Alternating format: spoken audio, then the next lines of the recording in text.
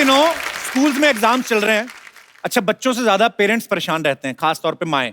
वो क्यों? Joint family में यही होता है कि मेरा बच्चा चाहे फेल हो जाए लेकिन देवरानी के बच्चे से 2 नंबर ज्यादा आए। इस चक्कर में बच्चों को बड़ी टेंशन देते हैं। अच्छा, अब तो खैर सिस्टम बदल गया है, बच्चों को मार वार नहीं पड़ती। हमारे टाइम पे तो बहुत ज्यादा मार पड़ती थी, तभी हम डॉक्टर वगैरह नहीं बन पाए। सवाल भी बड़े अजीब अजीब आते थे। छोटे से बच्चे को पूछते बाबर भारत कब आया था। हम रात को जल्दी चरजाई लेके सो गए, हमें ये नहीं पता हमारे पिताजी रात को घर कब आए थे। आप इतने इतने बड़े सवाल पूछते हो बच्चों से। अच्छा, मुझे याद आया एक बार हमारे पाजी हैं, एक शमशेर पाजी। कुछ बच्चे जो होते हैं ना बड़ों की इंसल्ट बड़ी करते हैं। जैसे शमशेर पाजी को बच्चे ने पूछ लिया कॉन्वेंट स्कूल वाले ने, अंकल पोमग्रेनेट की स्पेलिंग बताओ। उनको समझ ना आया कि पोमग्रेनेट क्या होता है। अंकल पोमग्रेनेट की स्पेलिंग। कहते बेटे वो क्या मतलब? अंकल अनार। अच्छा, नार। बेटे ए एन आ की मात्रा अनार। अंकल ये इंग्लिश में स्पेलिंग बताओ। कहते बेटे वो हिंदी में भी टेस्ट सेम ही होता है, कोई बात नहीं। अच्छा, कई बार ऐसा होता है आप याद कुछ करके जाते हो, आ कुछ जाता है। जैसे हमारे एक लाला जी हैं, वो ताजमहल पे ऐसे ही याद करके चले गए, उनको आ गया लाल किले पे। अब उनको समझ ना आए करें क्या। उन्होंने शुरू फिर ऐसे किया, लाल किला एक ऐतिहासिक इमारत है, ये दिल्ली में पड़ती है। प्रधानमंत्री हर साल भाषण देते हैं यहाँ से ठीक बाहर एक बस स्टैंड है, वहां से बसें आगरा को जाती हैं। और आगरा ताजमहल के लिए बड़ा मशहूर है, आगे सारा ताजमहल का चेप दिया। अच्छा, कुछ बच्चे जब फेल हो जाते हैं मम्मियां बड़ा सपोर्ट करती हैं। बाप मारा तो मम्मी भी जाती है रहने दो, क्या कर रहे हो, एक ही सब्जेक्ट में फेल हुआ है, आप भी तो शादी वाले दिन घोड़ी से गिर गए थे, आपसे शादी की है ना मैंने।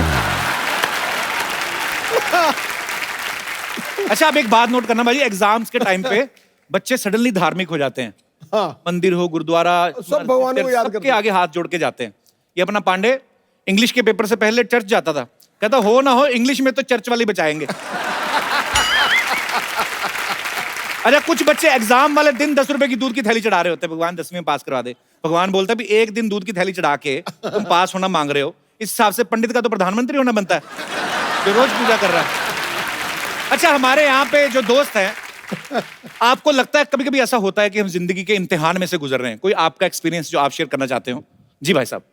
सत श्री अकाल कपिल सर, सत श्री अकाल सिद्धू बाजी। मैं लालू चंडीगढ़ तो आया। अच्छा जी। जो मेरा एक्सपीरियंस हुआ था ना वो बहुत ही यूनिक था। क्या हुआ? जब मैं अपने हमसफर को चूज करने गया था तो मेरी मतलब अच्छा होने वाली बीवी तो उन पर शब्द आपने इस्तेमाल किया, हम सफर। तो ऐसा हुआ कि होने वाली बीवी पर कम नजर और मेरे जो मदर इन लॉ मेरी सासू माँ उन पर ज्यादा मेरी नजरें थी। हाँ जी। हाँ, मैंने बड़े बड़े लाइन मारने वाले देखे, तेरे जैसा नहीं देखा गुरु।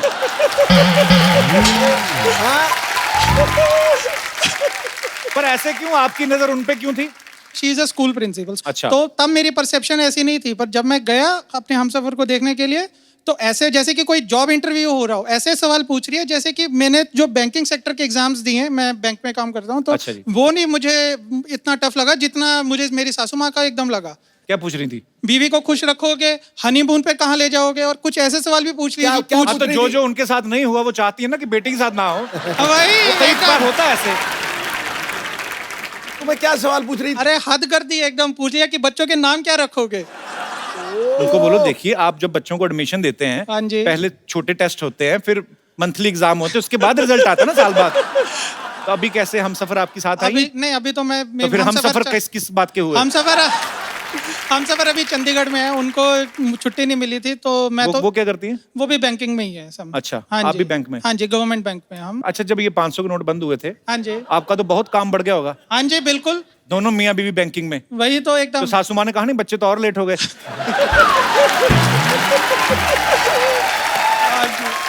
अभी शादी को कितने साल हो गए? 2 साल हो गए हमारी। 2 साल हो गए? हाँ जी सर। तो कुछ हुआ? ऊपर वाले से अभी तक दुआ तो करते नहीं हैं। हुआ। अबे खट यार, तुझे आज मेरा छोड़ यार। चलिए हम ऊपर वाले से दुआ करते हैं आगे चल के कोई नोट ना बंद हो, ताकि आपका अकाउंट खुले। शुक्रिया ब्रदर शो में आने के लिए। Thank you so much. Sir एक बात बताइए, आप दोनों ने एक दूसरे के साथ ज्यादा टाइम स्पेंड किया है कि बीवियों के साथ? मैंने तो कह दिया, 2 जिस्म एक जान, सलीम सुलेमान। ये तो है बिल्कुल। तो फिर बीवियों को परेशानी नहीं होती कि आप सारा दिन एक दूसरे के साथ टाइम स्पेंड? अरे हम बीवियों को भाई बहुत है यार। परेशानी होती है एक्चुअली। होती है बीवियों को हाँ, परेशानी? मगर उन्होंने हमें त्याग दिया। बोले जाओ जी लो अपनी जिंदगी। इतनी अच्छी बीवियां। पता भी होता है ना कि स्टूडियो में बैठे होंगे म्यूजिक कर रहे हैं, नहीं तो आप कहीं घूमने फिरने का काम करते हो तो कभी ना जाने दें आपको, शायद ऐसे होता है। घूमने देखिए फिरने वाला ही तो काम है। हम वैसे काफी घूमते फिरते, अच्छा जी, हाँ शोज वोज में जाते तो घूम फिर ही रहते तो थे, वो साथ नहीं जाती वाइफ्स? कभी कभार। कभी कभार जाती हैं, जब साथ में लेडी सिंगर जाती हैं बस। सर एक रेडियो पे शो करने जा रहे हैं सलीम भाई, जिसमें बड़ा एक्चुअली खूबसूरत कॉन्सेप्ट है, जिसमें ये आरजे बने हैं और ये डिफरेंट डिफरेंट गाने जो हैं लोगों को सुनाएंगे, पुराने गाने भी और उनके पीछे के किस्से भी। कुछ किस्से हमारे साथ भी शेयर कर लो सलीम भाई। रिकॉर्डिंग हो रही थी जय जय शिव शंकर की, अच्छा, और आर डी बर्मन जी ने गाना बनाया ऑफ कोर्स। जे ओम प्रकाश इनके निर्माता थे, प्रोड्यूसर थे, ओके। और 50,000 रुपए खर्च हो गए उस जमाने। तो जे ओम प्रकाश जी बहुत परेशान थे, अरे गाना इतना खर्चा हो गया फिर भी मजा नहीं आ रहा है, कुछ गाने में कुछ बात नहीं है, कुछ वो नहीं है, कुछ दम नहीं है। राजेश खन्ना जी थे वो रिकॉर्डिंग में, और किशोरदा भी थे जाहिर है। तो राजेश खन्ना जी को जरा खराब लग गया, बिकॉज यू नो जे ओम प्रकाश जी कहते जा रहे थे 50,000 खर्च हो गए, 50,000 खर्च हो गए। तो उन्होंने जाके किशोरदा के कान में कुछ कह दिया। किशोरदा हंसने लग गए और हंसते ही रहे, हंसते ही रहे, हंसते रहे। और उन्होंने पंचमदा को कहा कि रिकॉर्डिंग शुरू करो, मेरे दिमाग में एक अच्छा आइडिया है, मैं इस गाने को मजेदार बनाता हूँ। तो रिकॉर्डिंग हुई, गाना मुखड़ा आया, अंतरा हुआ, म्यूजिक चले। फिर आखिर में कोडा में जब टेम्पो बढ़ता है और कोरस वगैरह सब हैवी हो जाता है, तो किशोरदा रिकॉर्डिंग में चिल्लाने लगे, 50,000 दिए, जोर से बजाओ, ईमानदारी से बजाओ, और जोर से बजाओ। तो वो गाने में भी आया, फिल्म वो में भी। गाने में भी शामिल है। आज भी वो अगर आप सुनेंगे गौर से, तो रिकॉर्डिंग में किशोरदा चिल्ला रहे हैं, ईमानदारी से बजाओ, 50,000 दिए, ईमानदारी से बजाओ। तो किशोरदा ऐसे कमाल के पागल आर्टिस्ट थे, वो किस्मत थी वो, क्योंकि पंचमदा ने कहा कि ये गाना जब भी किशोरदा कुछ ऐसा अतरंगी पागलपन करते हैं तो वो गाना हिट हो जाता है। और एक्चुअली वो ही आर्टिस्ट थोड़े तो होते हैं ऐसे। तो आपने तो बहुत